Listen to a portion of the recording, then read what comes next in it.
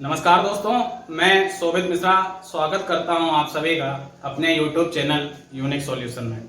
चलिए आज हम लोग विश्व भूगोल में सौरमंडल को समझने से पहले हम लोग जो सौरमंडल का केंद्र है सूर्य, उसके बारे में कुछ चीजों की जानकारी हासिल कर लें तो बेहतर रहेगा आगे सौरमंडल को समझने में। और अगर आपको वीडियो पसंद आता है तो आप वीडियो को लाइक और शेयर कर लें, जिससे अगर आपको लगता है कि इन चीजों का कोई आपको फायदा मिलता है तो वही फायदा आपके मित्रों को पहुंच सके। और चैनल से जुड़े रहने के लिए आप चैनल को सब्सक्राइब करें।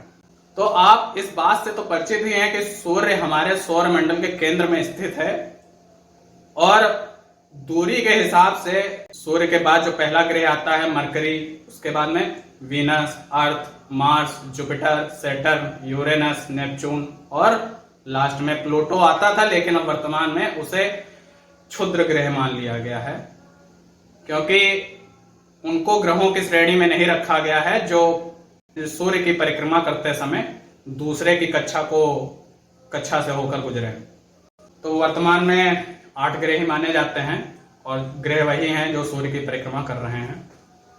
लेकिन वो तो बाद में सौरमंडल की चर्चा हो गई, पहले पढ़ते हैं सूर्य के बारे में। सूर्य आप जानते हैं कि धरती पर ऊर्जा प्राप्त करने का मुख्य स्रोत है वह सूर्य है। सूर्य ना हो तो धरती पर समस्त प्रकार की क्रियाएं समाप्त हो जाएंगी, या आप कह सकते हैं कि जीवन की जहां से उत्पत्ति है वही समाप्त हो जाएगी। पेड़ पौधे जो खाना बना पाते हैं सूर्य के प्रकाश की उपस्थिति में बना पाते हैं, और जब पेड़ पौधे जब खाना ही नहीं बना पाएंगे तो इस धरती पर रहने वाले जीव, चाहे वह मनुष्य हो चाहे जीव जंतु, उनका पेट किस प्रकार से भरेंगे। तो सूर्य में आखिर इतना ऊर्जा का क्या कारण है, सूर्य कहां से इतनी ऊर्जा लाता है, प्रारंभ करते हैं। और जो सूर्य जो है हमारा, यह मान लीजिए हमारा सूर्य है, इस सूर्य को अगर आपको पढ़ना है तो इसको आप 6 भागों में बांट कर पढ़ें तो आपके लिए ज्यादा रोचक या विषय बनेगा। जो इसका सेंटर है या गोला है तो इसका कोई ना कोई केंद्र तो होगा ही। अब मान लें कि हम इसके 1/4 हिस्से को ले लें और उतने हिस्से में हम लोग उसके जो भाग है उनको बांट करके पढ़ेंगे। जो इसका सबसे आंतरिक हिस्सा है वह कोर बोला जाता है। वह क्या बोला जाता है? कोर बोला जाता है। यह जो सबसे आंतरिक हिस्सा है इसको कोर बोलते हैं। उसके बाद में दूसरा हिस्सा जो है उसे हम लोग रेडिएटिव जोन कहते हैं। इसको हम लोग क्या कहेंगे? रेडिएटिव जोन कहते हैं। इसके बाद में आप इसका तीसरा हिस्सा बोले, इसको हम लोग कन्वेक्शन जोन कहते हैं। इसको हम लोग क्या कहते हैं? कन्वेक्शन जोन कहते हैं। इसके बाद में इसका जो चौथा हिस्सा है उसको एक फोटोस्फीयर कहते हैं। क्या कहते हैं? फोटोस्फीयर। इसके बाद में जो अगला 5वां हिस्सा है उसको हम लोग क्रोमोस्फीयर कहते हैं। जो सबसे आखिरी हिस्सा है उसको हम लोग कोरोना कह देते हैं। क्या कह देते हैं? कोरोना। ये कोरोना आप वो बीमारी ना समझ लीजिएगा, ये सूर्य के सबसे बाहरी क्षेत्र का जो हिस्सा होता है उसे कोरोना कहते हैं। समझ गए ना? सबसे आंतरिक जो हिस्सा है वह कोर है, फिर रेडिएटिव जोन है, फिर कन्वेक्शन जोन है, उसके बाद में फोटोस्फीयर, फिर क्रोमोस्फीयर, लास्ट में कोरोना। और एक एक करके इनको समझते हैं। जो सूर्य है वह आकार में बहुत बड़ा है। सूर्य जो है वह आकार में बहुत बड़ा है। केवल अगर सूर्य की त्रिज्या की बात की जाए, सूर्य की अगर गोला है तो गोले की कोई ना कोई त्रिज्या होगी। पृथ्वी है, पृथ्वी एक गोलाकार आप बोलते हैं तो उसकी कुछ ना कुछ त्रिज्या है। सूर्य भी गोलाकार है तो उसकी कुछ ना कुछ त्रिज्या होगी। लगभग 6,96,000 किलोमीटर यह सूर्य की त्रिज्या है। तो आखिर सूर्य में इतनी ज्यादा ऊर्जा का क्या स्रोत है? और आप कहेंगे कि जो सूर्य में समस्त ऊर्जा का जो स्रोत है वह इसके जो सेंटर भाग है, सेंटर का मतलब सबसे आंतरिक भाग, जो जिसे आप कोर कहते हैं, या कोर ही है, क्योंकि जितनी ऊर्जा है उसका उत्पादन होता यही है, कोर में। अब ऐसा कोर में क्या हो जाता है कि कोर में ऊर्जा का उत्पादन इतना ज्यादा होता है। तो पहले तो आप यह समझ लें कि यह जो कोर है इसका टेम्परेचर जो है लगभग 1,50,00,000 डिग्री सेल्सियस होता है। आप इस टेम्परेचर को जरा अपने दिमाग में केवल सोचें। 100 डिग्री सेंटीग्रेड पे कहते हैं पानी उबलने लगता है, तो उसमें उंगली डालने पे कितना ज्यादा टेम्परेचर होता है, इस टेम्परेचर को सोचें, 1,50,00,000 डिग्री सेंटीग्रेड। अब मैं सोचने की क्यों बात कर रहा हूं, क्योंकि आखिर इतनी ऊर्जा बनी कैसे, इतनी ऊर्जा बनी कैसे? तो दरअसल सूर्य जो है, सूर्य के अंदर हाइड्रोजन और हीलियम गैसें पाई जाती हैं, हाइड्रोजन और हीलियम गैसें पाई जाती हैं, और यह जो कोर है यहीं पर मुख्यतः वो गैसें हैं। क्योंकि आप परिचित हैं इस बात से और बहुत बार पढ़ा होगा कि सूर्य की ऊर्जा का स्रोत क्या है। आप बहुविकल्पी में उत्तर मारते हैं नाभिकीय संलयन, न्यूक्लियर फ्यूजन। तो यह न्यूक्लियर फ्यूजन क्या होता है? यह न्यूक्लियर फ्यूजन क्या होता है जो कि सूर्य की ऊर्जा का स्रोत है? न्यूक्लियर फ्यूजन, जिसे आप नाभिकीय संलयन कहते हैं। न्यूक्लियर फ्यूजन में हल्के हल्के नाभिक, मतलब कि छोटे छोटे नाभिक जुड़ करके एक बड़ा नाभिक बनाते हैं। न्यूक्लियर फ्यूजन में, नाभिकीय संलयन में छोटे छोटे नाभिक जुड़ करके एक बड़ा नाभिक बनाते हैं, और इस क्रिया के दौरान, इस प्रोसेस के दौरान बहुत ज्यादा मात्रा में ऊर्जा रिलीज होती है, ऊर्जा निकलती है। नाभिक, अब यहां पर हाइड्रोजन मौजूद है, यहां पर क्या मौजूद है? हाइड्रोजन मौजूद है, और हाइड्रोजन आपस में, हाइड्रोजन के जो अणु हैं वह आपस में जुड़ करके हीलियम का निर्माण करते हैं। तो एक न्यूक्लियर फ्यूजन रिएक्शन का मैं एक उदाहरण लिखना चाहता हूं, जैसे कि 1H2 और प्लस 1H2, यहां 2 हीलियम 3 प्लस, या न्यूट्रॉन मैंने बनाया, और प्लस एनर्जी, और यह जो एनर्जी इसके साथ में बनती है यह ट्रमेंडस अमाउंट ऑफ एनर्जी है, बहुत ज्यादा एनर्जी। और यह जो बहुत ज्यादा एनर्जी है यही सूर्य की ऊर्जा का स्रोत है।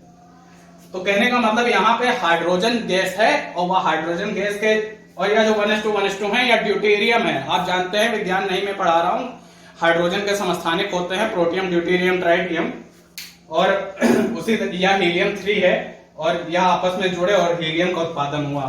तो जो हाइड्रोजन है यहाँ पर नाभिकीय संलयन के जरिए वह हीलियम का निर्माण कर रही है, और इस प्रोसेस में बहुत ज्यादा ऊर्जा निकलती है, और वही यह 1,50,00,000 डिग्री सेल्सियस टेम्परेचर के लिए उत्तरदायी है। तो आप या तो समझ गए कि ऊर्जा का क्या कारण है। ठीक है, अब क्या होता है ना कि इसके बाद में जब यह ऊर्जा बनी तो यह कोर से निकलेगी और कहां पे जाएगी? रेडिएटिव जोन में जाएगी। कौन से जोन में जाएगी? दूसरा जो जोन है रेडिएटिव जोन, इस जोन में जाएगी। अच्छा, यह जो ऊर्जा बनी इसमें कौन कौन से प्रकार की ऊर्जाएं हैं? इसमें आप बोलेंगे, एक तो जो यह टेम्परेचर है, मतलब कि तापीय ऊर्जा है, यह ऊर्जा तो है ही। तापीय ऊर्जा के साथ कौन कौन सी है? प्रकाशिक ऊर्जा है। तापीय ऊर्जा के साथ साथ कौन सी है?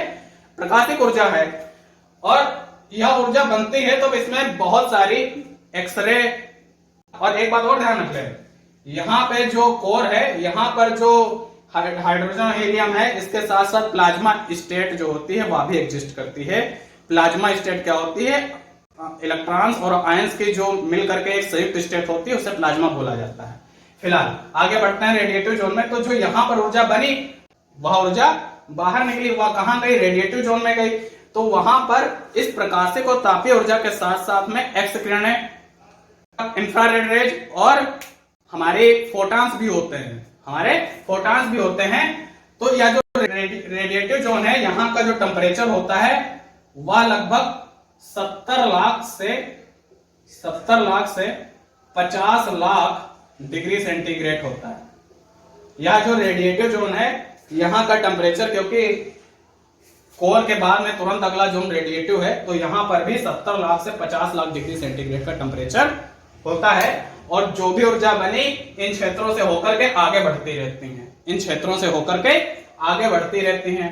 अब यह जो कन्वेक्शन जोन है, यह जो कन्वेक्शन जोन है, और आप एक बात और ध्यान रख लें कि जो कन्वेक्शन जोन है, जो रेडिएटिव जोन है, जो कोर है, इन तीनों को हम लोग एक साथ सूरज की आंतरिक लेयर कहते हैं या इनर लेयर बोलते हैं। क्या बोलते हैं? इनर लेयर बोलते हैं। और यह जो फोटोस्फीयर, क्रोमोस्फीयर और कोरोना है, इन तीनों को मिला करके यह सूरज की आउटर लेयर बोली जाती है। क्या बोली जाती है? यह सूरज की आउटर लेयर बोली जाती है। ठीक है, अब आगे देखें, वह ऊर्जा आगे कहां चली गई? कन्वेक्शन जोन में। और यहां जो रेडिएटिव जोन था, इसका टेम्परेचर हमारा कितना था? 70 लाख से 50 लाख डिग्री सेंटीग्रेड। यह जो कन्वेक्शन जोन है, यह भी तीसरे नंबर पे है, तो यहां पर भी ज्यादा कम टेम्परेचर होने की आप उम्मीद ना रखें। 50 लाख से 20 लाख, 50 लाख से लगभग 20 लाख डिग्री सेंटीग्रेड, 50 लाख से 20 लाख डिग्री सेंटीग्रेड यह कन्वेक्शन जोन का टेम्परेचर होता है। उसके बाद में जो आगे आंतरिक लेयर बोली गई, इनर लेयर, इसके बाद में जो सूरज की आउटर लेयर है, फोटोस्फीयर, क्रोमोस्फीयर, कोरोना, इसमें जब हम लोग कन्वेक्शन लेयर के बाद में अगली लेयर पे आते हैं तो उसे बोला जाता है फोटोस्फीयर। और यह वही क्षेत्र है जो हम लोग पृथ्वी से अपनी आंखों के जरिए देखते हैं। मतलब कि जब हम लोग सूरज को देख रहे होते हैं तो इसका मतलब हम सूरज के फोटोस्फीयर को देख रहे हैं। किस क्षेत्र को देख रहे हैं? फोटोस्फीयर। इसके नाम से भी आप समझ रहे होंगे। और जो यह जो फोटोस्फीयर है, इसका टेम्परेचर लगभग 20 लाख से 5800 डिग्री सेंटीग्रेड तक का होता है। 20 लाख से 5800 डिग्री सेंटीग्रेड का होता है। इसके बाद यह क्रोमोस्फीयर है, उसके बाद में यह क्रोमोस्फीयर है। और यह जो क्रोमोस्फीयर है, इसका टेम्परेचर लगभग 6000 डिग्री सेंटीग्रेड आसपास होता है। 6000 डिग्री सेंटीग्रेड के आसपास होता है। लगभग क्रोमोस्फीयर को सूरज की अंतिम लेयर मान लिया जाता है। लेकिन आप देखेंगे इसके बाद में हम लोगों ने अंतिम लेयर कोरोना भी बनाया। अब यह क्या है? और क्रोमोस्फीयर को अगर आपको देखना हो तो क्रोमोस्फीयर साधारणतः, फोटोस्फीयर तो आपको सीधे दिख रहा है, लेकिन क्रोमोस्फीयर ऐसे नहीं दिखता है। जब सूर्य ग्रहण होता है, पूर्ण सूर्य ग्रहण होता है, और जब आप देखेंगे कि सूर्य के ऊपर संपूर्ण काला क्षेत्र हो जाएगा, तब उसके किनारे किनारों पर जो लाल रंग की आपको एक संरचना दिखती है, वह संरचना और कुछ नहीं, क्रोमोस्फीयर ही होती है। तो ठीक है, कोरोना क्या होता है, जो कि सबसे हम लोग अंतिम बोल रहे हैं। अब यह दरअसल कोरोना और कुछ नहीं है। यहां पर जो क्रोमोस्फीयर से एनर्जी निकलती है, वह भी एनर्जी इतनी ज्यादा है कि यहां पर सूरज के बाहरी क्षेत्र में आग की लपटें, या बोल सकते हैं बहुत ज्यादा एनर्जी में जो है, वहां पर भी सूरज की एनर्जी जब बाहर जाती है इस क्षेत्र से, तो यहां पर लगभग आग के लपटों जैसा एक क्षेत्र बनता है। वह वाकई में सूर्य का कोई क्षेत्र नहीं है, लेकिन वहां पर जो है सूरज से निकलने वाली एनर्जी, वहां पर निकलने वाला प्रकाश, और साथ में अन्य गैसों की जो वहां पे अधिकता है, उसके कारण एक जो क्षेत्र बनता है उसको कोरोना बोल दिया जाता है। लेकिन इस क्षेत्र का टेम्परेचर वैज्ञानिकों ने जब अपने प्रयोगों के द्वारा पाया तो लगभग 10 लाख डिग्री सेंटीग्रेड से भी ज्यादा है। 10 लाख डिग्री सेंटीग्रेड से भी इस क्षेत्र का टेम्परेचर ज्यादा है। तो आखिर हम देख रहे हैं कि सेंटर से लेकर के आगे की तरफ जाने पर टेम्परेचर तो घट रहा था, अचानक इस क्षेत्र का भाग 10 लाख डिग्री सेंटीग्रेड कैसे हो गया? लेकिन यह विज्ञान के द्वारा प्रमाणित है, 10 लाख सेंटीग्रेड के ऊपर है। लेकिन वैज्ञानिक भी इस बात पर अभी अपने प्रयोग जारी रखे हुए हैं। और सूरज को अध्ययन करने के लिए आप जानते हैं कई सारे अन्वेषण नासा के द्वारा और इसरो के द्वारा किए जा रहे हैं, जिसमें आप इसरो के द्वारा भविष्य में जो है प्रक्षेपित किए जाने वाला मिशन जो है आदित्य L1 आप सुन रहे होंगे। तो बढ़ते हैं आगे। या तो आप समझ गए कि जो सूर्य है उसके विभिन्न जो भाग हैं वहां पे टेम्परेचर क्या है, उनको क्या बोला जाता है, और उससे संबंधित कुछ एक दो खासियतें। लेकिन आप यह भी समझें, यहां पे मैं थोड़ा सा मिटा देता हूं आपको समझाने के लिए। आप यह समझें कि सूर्य पे आप एक दो पॉइंट और जानते होंगे, जिनको आप बोलते हैं सोलर फ्लेयर, या सोलर फ्लेयर को ही बोला जाता है सोलर विंड। क्या बोला जाता है? Solar wind. आप इसके अलावा सुनते होंगे कि सन स्पॉट क्या होता है। सन स्पॉट क्या होता है? जिसे आप काला धब्बा, ब्लैक जो है ब्लैक स्पॉट बोलते हैं, या सन स्पॉट क्या होता है। इन दो चीजों को और समझें। सोलर फ्लेयर क्या होती है?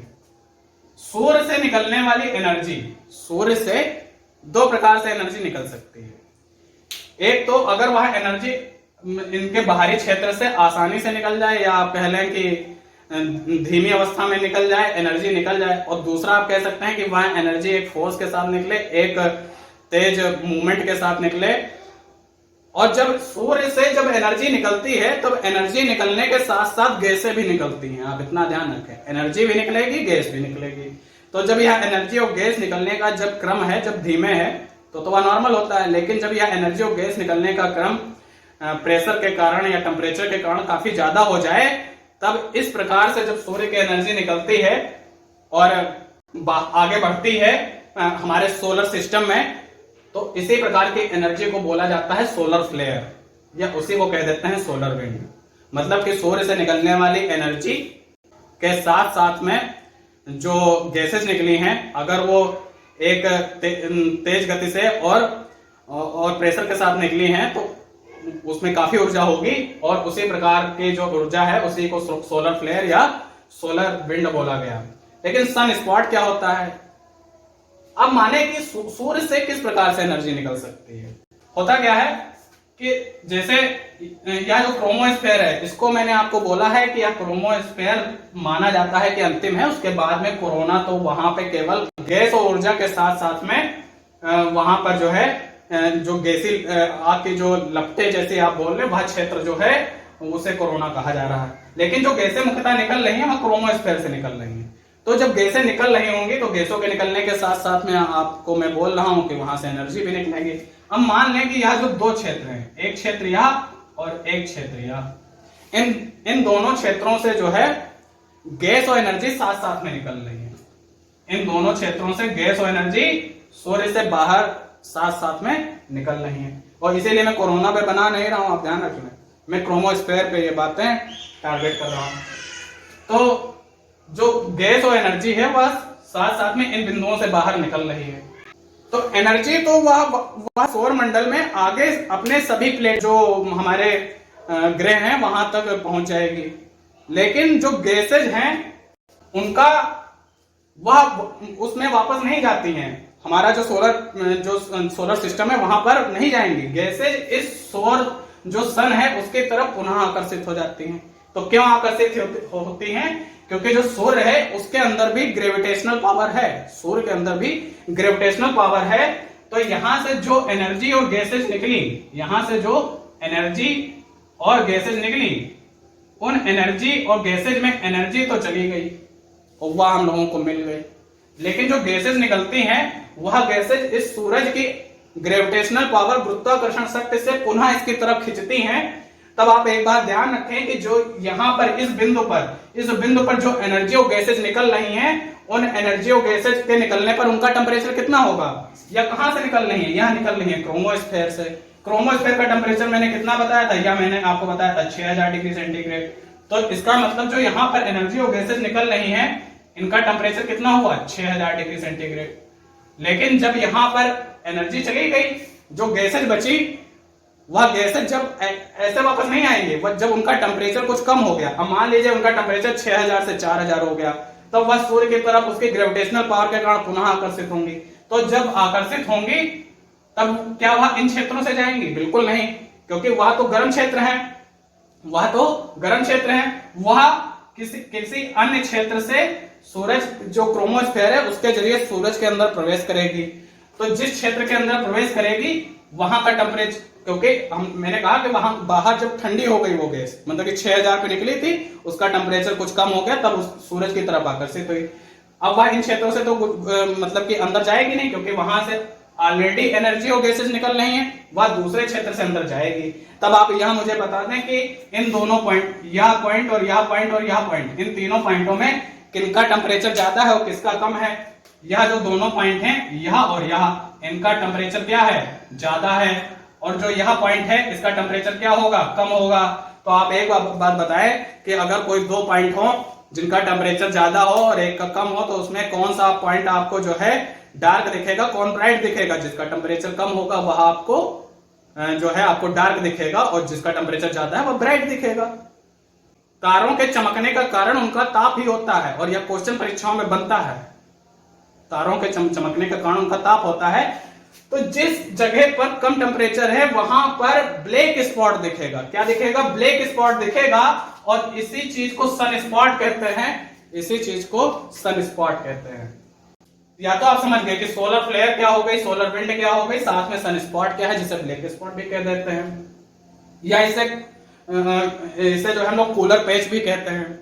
आगे देखें, क्या सूर्य में हाइड्रोजन अनलिमिटेड है, हाइड्रोजन बनती रहेगी, हीलियम में बदलती जाएगी, और यह अंत ही नहीं होना है, ऐसा नहीं है।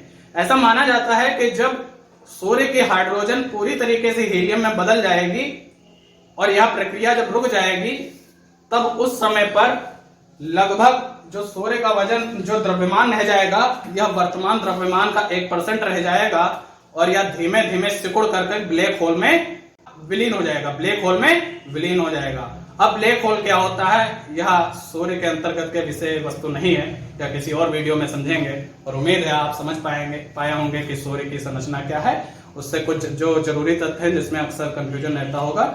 तो चलिए आज यही तक रखते हैं, और वीडियो अगर आपको पसंद आता है तो आप लाइक और शेयर करें, और साथ में चैनल से जुड़े रहने के लिए आप चैनल को सब्सक्राइब करें। धन्यवाद।